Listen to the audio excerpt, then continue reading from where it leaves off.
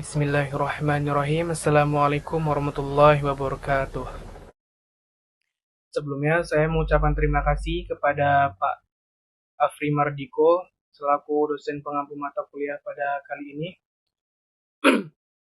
yang dimana telah memberikan kesempatan kepada kelompok kami untuk berpresentasi. Dan saya mengucapkan terima kasih kepada teman-teman yang telah hadir pada perkuliahan kali ini. Saya Dimas Adi Bima dengan NIM 082 yang akan bertugas sebagai moderator pada presentasi kelompok 2 kali ini, yang dimana kelompok kami akan membahas tentang hasil observasi kami di SD Negeri 3 Kutawaringin tentang pengembangan religi peserta didik di kelas tinggi. Dan tentunya pada observasi itu saya tidak sendiri, saya ditemani oleh rekan-rekan saya, yaitu ada Ade Ayu Maharani, Rahmawati Silvi Azizah, Zakia Arnindita Septa, dan Ummu Hanifah, dan ada juga Niken Hani, Marcelina, dan Tessa, dan ada Indra Rahmadi, dan Adam Goni Roshid. Dan langsung saja ke materinya. Kelompok kami melakukan penelitian 2 kali. Yang pertama Sabtu 4 Mei 2024 dan yang kedua Rabu 8 Mei 2024 pukul 7 di SD Negeri 3 Kutawaringin. Jenis penelitian yang kami gunakan adalah penelitian kualitatif. Penelitian kualitatif adalah penelitian yang menggunakan metode ilmiah untuk mengungkapkan suatu fenomena dengan cara mendeskripsikan data dan fakta melalui kata-kata secara menyeluruh terhadap subjek penelitian. Untuk mengumpulkan data terkait perkembangan religi peserta didik, wawancara dan observasi merupakan metode yang akan digunakan. Berikut ada langkah-langkah yang dapat dilakukan. Yang pertama, wawancara. Menyusun pedoman wawancara yang mencakup pertanyaan-pertanyaan terkait aspek-aspek perkembangan religi. Menentukan narasumber yang akan diwawancarai seperti peserta didik dan guru wali kelas. Melakukan wawancara secara mendalam dengan narasumber yang telah ditentukan. Merekam dan mendokumentasikan hasil wawancara dengan baik. Yang kedua, ada observasi. Menyusun angket observasi yang mencakup aspek-aspek yang ingin diamati, seperti kegiatan keagamaan di sekolah, misalnya kegiatan ibadah atau peringatan hari besar keagamaan. Interaksi peserta didik dengan teman sebaya dalam konteks keagamaan, fasilitas dan sarana ibadah di lingkungan sekolah, perilaku dan sikap peserta didik yang mencerminkan nilai-nilai agama. Melakukan observasi secara langsung di lingkungan sekolah dan kelas selama waktu tertentu. Mendokumentasikan hasil observasi dengan catatan lapangan, rekaman video atau audio atau foto-foto yang relevan. Yang terakhir ada analisis data, mengumpulkan dan mengorganisir data yang diperoleh dari wawancara dan observasi. Menganalisis data secara mendalam dengan mempertimbangkan berbagai perspektif dan teori yang relevan. Menarik kesimpulan dan memberikan rekomendasi berdasarkan temuan penelitian. Yang selanjutnya adalah hasil wawancara. Hasil wawancara yang pertama yaitu dari guru wali kelas. Setelah dilakukan wawancara terhadap guru wali kelas atas di SD Negeri 3 Kutawaringin dengan jumlah guru 2, yaitu 1 guru wali kelas 4 dan 1 guru wali kelas 5. Guru wali kelas 6 tidak dapat kami wawancarai pada saat itu dikarenakan kelas 6 sedang ada ujian praktik. Kemudian, kami memperoleh hasil sebagai berikut. Yang pertama, dari guru wali kelas 4, dengan nama guru Ibu Karsi Indrayani Sarjana Pendidikan, usia beliau 45 tahun dan beliau telah mengajar selama 20 tahun. Hasil wawancara kami dengan Ibu Karsi adalah sebagai berikut. Saat kami mewawancarai Ibu Karsi sebagai wali kelas 4 di SD Negeri 3 Kutawaringin, beliau memahami tentang pentingnya penanaman nilai-nilai religi pada peserta didik. Di hari hasil wawancara tersebut, kami menyimpulkan bahwa cara Ibu Karsi dalam mengintegrasikan atau memasukkan nilai-nilai religi dalam proses pembelajaran di kelasnya itu biasanya dilakukan di setiap pagi. Contohnya seperti berdoa sebelum memulai pembelajaran, begitu pula setelah menyelesaikan pembelajaran, yaitu waktu pulang. Di setiap pagi, setelah berdoa, siswa diajak untuk membiasakan diri membaca surat-surat pendek, membaca bacaan sholat. Ada waktunya, biasanya di kelas, tapi lebih sering di musola. Kemudian, metode atau strategi yang Ibu Karsi gunakan dalam menyampaikan nilai-nilai religi pada peserta didik, yaitu dengan cara membiasakan peserta didik untuk berdoa sebelum belajar dan membaca suratan pendek sesuai dengan tingkatan kelas. Semakin tinggi kelasnya, maka semakin banyak hafalan surat-surat pendeknya. Kemudian ada beberapa kendala yang dialami oleh Ibu Karsi dalam mengajarkan nilai-nilai religi, antara lain siswa yang lebih sering bermain pada saat jam pelajaran atau bahkan mereka mengobrol di dalam kelas pada saat Ibu Karsi sedang menjelaskan. Sebagai guru SD memang dibutuhkan kesabaran yang sangat ekstra untuk menghadapi berbagai macam karakter peserta didik, dan juga guru harus memberikan perhatian kepada seluruh peserta didik tanpa pilih kasih kepada peserta didik. Kemudian cara Ibu Karsi untuk mengatasinya adalah memperhatikan setiap aktivitas peserta didik pada saat pembelajaran dan mengajak peserta didik untuk kembali fokus kepada materi yang Ibu Guru sampaikan pada saat itu. Kemudian Bu Karsi juga tidak lupa untuk menanamkan sikap jujur kepada peserta didiknya dengan cara membiasakan siswa untuk menyelesaikan tugas dengan mandiri tanpa mencontek kepada teman sebayanya. Dan juga Bapak Ibu Guru di sekolah itu juga membiasakan peserta didiknya jika menemukan barang atau uang yang belum diketahui pemiliknya, harap diberikan kepada Bapak Ibu Guru yang ada di sekolah agar bisa dikembalikan kepada pemiliknya. Hasil wawancara guru wali kelas selanjutnya yaitu guru wali kelas 5 dengan nama Ibu Puspita Sari, Sarjana Pendidikan. Usia Bu Puspita Sari 35 tahun dan lama Ibu Puspita Sari dalam mengajar yaitu 2 tahun. Hasil wawancara kami dengan Bu Puspita adalah sebagai berikut. Ketika kami mewawancarai Ibu Puspita selaku guru wali kelas dari kelas 5 di SD Negeri 3 Kota Waringin, beliau sangat memahami dengan baik masing-masing kepribadian peserta didiknya, terlebih lagi soal religi para peserta didiknya. Dari hasil wawancara kami menyimpulkan bahwa cara beliau mengintegrasikan atau menanamkan nilai-nilai religi pada peserta didiknya saat pembelajaran di kelas, yaitu dengan mengkaitkan materi pembelajaran pada saat itu dengan nilai-nilai religi. Misalnya, pada saat itu materi pembelajarannya tentang air. Jadi, Bu Puspita itu mengajarkan peserta didiknya untuk selalu bersyukur atas adanya air bersih yang melimpah yang bisa mereka gunakan. Mengingatkan bahwa air itu adalah sumber kehidupan, dan sangat penting memberitahu juga bahwa sampai saat ini ada beberapa daerah yang masih kesulitan untuk mendapatkan air bersih. Kemudian Ibu Puspita juga memberikan keteladanan dan pembiasaan dalam mengimplementasikan nilai-nilai religi di kelasnya dengan cara membiasakan salam ketika akan memulai pembelajaran, membiasakan ketika anak murid Ibu Puspita bertemu dengan guru-guru yang ada di sekolah tersebut harus menyapa, salam, dan juga salim. Kemudian Bu Puspita menambahkan bahwa jika kita lebih sering menanamkan nilai-nilai religi pada peserta didik, ada beberapa perubahan positif yang terjadi secara bertahap kepada peserta didik, yaitu menjadi lebih sopan dan santun kepada guru, kemudian lebih mudah pada saat kita memberikan arahan, serta kedisiplinan dalam hal apapun. Contoh kecilnya, di saat mau memulai kelas, ruangan kelas itu harus bersih dari sampah. Dalam menanamkan nilai-nilai religi, Bu Puspita juga menemukan beberapa hambatan dan rintangan, yaitu salah satunya adalah latar belakang dari peserta didik, baik dari keluarganya ataupun lingkungan rumahnya. Cara Bu Puspita untuk menanganinya adalah dengan mendiskusikannya dengan rekan-rekan guru terlebih dahulu, kemudian baru mendiskusikannya dengan keluarga dari peserta didik tersebut untuk mencari solusi yang terbaik agar peserta didik dapat lebih baik ke depannya. Kemudian, cara yang dilakukan Bu Puspita dalam menangani kasus-kasus ketidakjujuran atau kecurangan yang dilakukan peserta didiknya, kebanyakan itu pada saat ulangan. Ada beberapa murid, namun hanya segelintir, tidak banyak, yang mencontek kawannya saat ulangan. Cara menanganinya yaitu dengan teguran langsung kepada peserta didik tersebut, sehingga membuat peserta didik jera dan takut untuk melakukannya lagi. Selanjutnya adalah hasil wawancara dari peserta didik. Setelah dilakukan wawancara terhadap peserta didik kelas atas di SD Negeri 3 Kutawaringin dengan jumlah peserta didik 20 anak, yaitu 10 peserta didik kelas 4 dengan ranking atas yaitu dari ranking 1 sampai 10 dan 10 peserta didik kelas 5 dengan ranking atas yaitu ranking 1 sampai 10.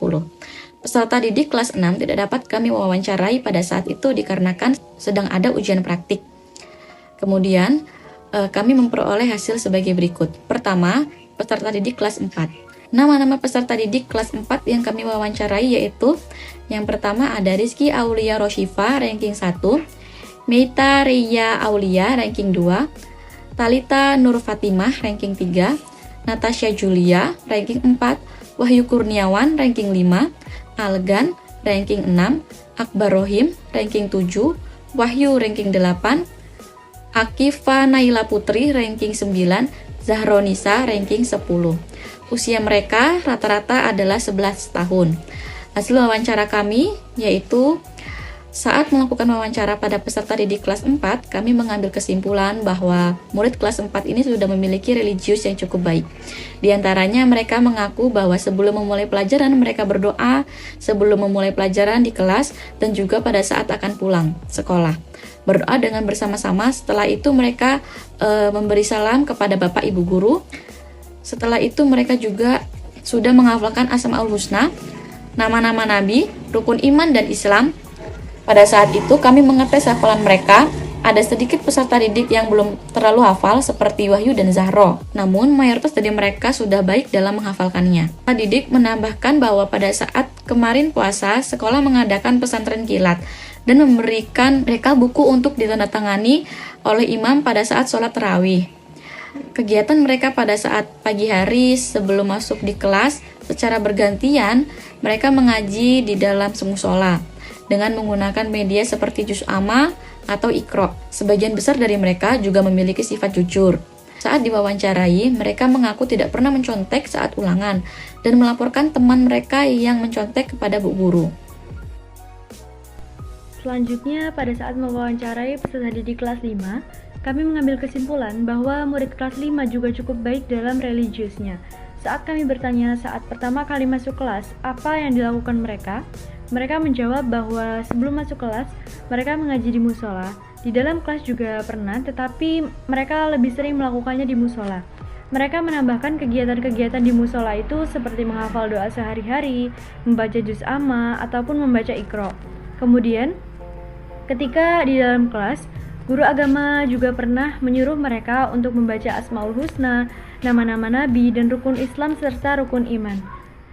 Lalu, ketika ada teman yang mencontek, hal apa yang mereka lakukan itu sangat bervariasi. Ada yang mengadukannya dengan guru, ada juga yang menutupinya, dan ada pula yang membiarkannya karena dia juga kadang mencontek temannya tersebut. Guru mereka juga mengajari mereka bahwa kita harus menghargai teman yang berbeda agama dengan kita.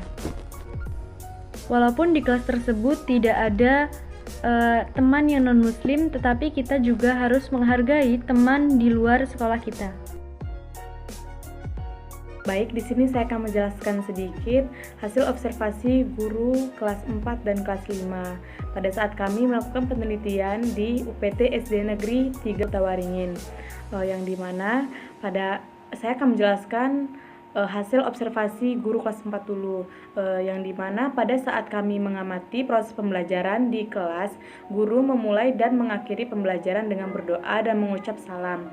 Pada proses pembelajaran, guru juga menyisipkan nasihat, keteladanan saat menjelaskan materi. Di saat menjelaskan materi juga, guru berinteraksi dengan peserta didik. Guru selalu menggunakan bahasa yang lembut dan sopan santun.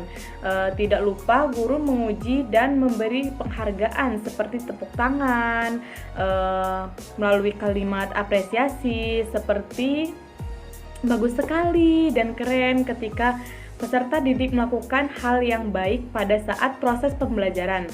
Guru juga menjelaskan manfaat kejujuran dan dampak negatif dari ketidakjujuran, agar peserta didik selalu menerapkan sikap jujur dimanapun dan kapanpun. Baik, selanjutnya saya akan menjelaskan hasil observasi guru kelas 5. Hasil observasi dan pengamatan kami mengenai proses pembelajaran saat mengobservasi guru kelas 5, kami melihat bahwa pada saat memulai proses pembelajaran, guru membiasakan peserta didiknya untuk berdoa terlebih dahulu dan melanjutkan dengan salam serta menanyakan kabar kepada peserta didiknya. Setelah itu, guru mengabsen satu persatu peserta didiknya. Ada peserta didik yang di hari sebelumnya tidak masuk dikarenakan sakit, guru pun menanyakan kabar peserta didik tersebut. Tidak lupa, di awal pembelajaran, guru juga mengevaluasi pemahaman peserta didik mengenai pemahaman religi di hari yang lalu. Guru juga berceramah mengenai materi yang dipelajari saat itu sambil menyisipkan pemahamannya tentang religi tersebut. Pada saat pembelajaran juga, guru tidak lupa memberi nasihat mengenai sifat-sifat terpuji yang harus dimiliki seperti kejujuran, disiplin, dan tanggung jawab. Pada saat mengakhiri pembelajaran, guru membiasakan berdoa dan mengucap salam serta bersalaman ketika meninggalkan kelas. Hasil observasi pengamatan kami dari peserta didik kelas 4. Pada saat pembelajaran, kami melihat bahwa perilaku peserta didik telah sesuai dengan nilai-nilai religi. Mereka sebelum dan sesudah pembelajaran, murid kelas 4 berdoa bersama dengan khusyuk dan mengucapkan salam kepada guru. Peserta didik juga menggunakan bahasa yang santun ketika berinteraksi dengan guru dan teman sebayanya. Peserta didik juga aktif dalam proses pembelajaran, bertanya dan menjawab pertanyaan dari guru. Ada juga peserta didik yang meminjamkan pena dan pensil kepada temannya yang membutuhkan dan mengerjakan tugas dengan mandiri. Ada beberapa peserta didik yang mengobrol sendiri saat guru menjelaskan, tetapi setelah teguran dari guru, anak tersebut langsung mendengarkan guru menjelaskan. Peserta didik juga menghargai pendapat dan saling menambahkan pendapat dari temannya. Hasil observasi peserta didik kelas 5, kami melihat bahwa peserta didik telah sesuai dengan nilai-nilai religi. Kami mengamati bahwa ketika memulai pembelajaran, benar peserta didik memulai dengan membaca doa dan mengucap salam. Kemudian peserta didik juga memungut sampah dan memastikan bahwa kelas dalam kondisi bersih saat memulai pembelajaran. Peserta didik juga berinteraksi dengan aktif dengan guru dan teman sebayanya, dengan menggunakan bahasa yang sopan dan santun. Peserta didik juga menghargai teman sebayanya. Ketika peserta didik dievaluasi pemahamannya mengenai materi kemarin, peserta didik selalu tanggap dan aktif dalam menjawab. Ada sebagian peserta didik yang mencontek saat guru memberikan tugas dan dilaporkan oleh temannya. Namun, peserta didik tersebut berani mengakui kesalahannya dan meminta maaf kepada temannya. Saat sepulang sekolah juga, peserta didik berdoa, mengucapkan salam, dan menyalimi gurunya saat meninggalkan kelas. Dari penjelasan yang disampaikan oleh rekan saya, bisa diambil kesimpulan bahwa sebagian besar siswa memiliki pengetahuan dasar mengenai rukun iman, rukun Islam, dan praktik ibadah dalam agamanya. Namun pemahaman mereka tentang nilai-nilai ajaran agama, sejarah agama, namun aspek spiritual masih terbatas. Guru kelas mengupayakan untuk memberikan pengetahuan agama melalui pelajaran di kelas, namun terkadang dirasa kurang mendalam. Beberapa siswa menunjukkan sikap dan perilaku yang mencerminkan nilai-nilai ajaran agamanya, seperti jujur, disiplin, peduli sesama, dan menghargai perbedaan. Namun masih ada siswa yang berperilaku kurang baik, seperti berbohong, berkelahi, atau melanggar aturan sekolah. Guru menegakkan pentingnya mempraktikkan nilai-nilai agama dalam kehidupan sehari-hari. Lingkungan keluarga, terutama bimbingan dan teladan dari orang tua, sangat berpengaruh terhadap perkembangan religi siswa. Sekolah berupaya menyediakan fasilitas ibadah yang memadai seperti musola dan alat ibadah seperti Al-Quran dan juz amma. Wali kelas dan guru agama berperan penting dalam memberikan bimbingan dan arahan keagamaan seperti siswa. Ke lingkungan teman sebaya juga dapat memberikan pengaruh baik positif maupun negatif terhadap perkembangan religi siswa. Kurangnya bimbingan dan teladan yang konsisten dari lingkungan sekitar menjadi kendala dalam perkembangan religi siswa. Maka dari itu, baik guru dan orang tua harus bekerja sama dalam membentuk dan menanamkan religi siswa. Secara keseluruhan, perkembangan religi peserta didik di SD Negeri 3 Kota Waringin sudah cukup baik, namun masih membutuhkan bimbingan dan dukungan yang lebih intensif dari berbagai pihak, baik keluarga, sekolah, maupun lingkungan sekitar. Pihak sekolah dan Dewan Guru SD Negeri Kota Waringin cukup baik dalam menanamkan nilai-nilai religi seperti contoh membuat kegiatan Jumat religi serta mengaji bersama. Di musola sekolah pada saat bulan suci Ramadan mengadakan pesantren kilat. Upaya dalam penanaman pendidikan agama yang berlanjutan dan penerapan nilai-nilai ajaran agama dalam kehidupan sehari-hari sangat penting untuk kepribadian dan karakter siswa yang religius.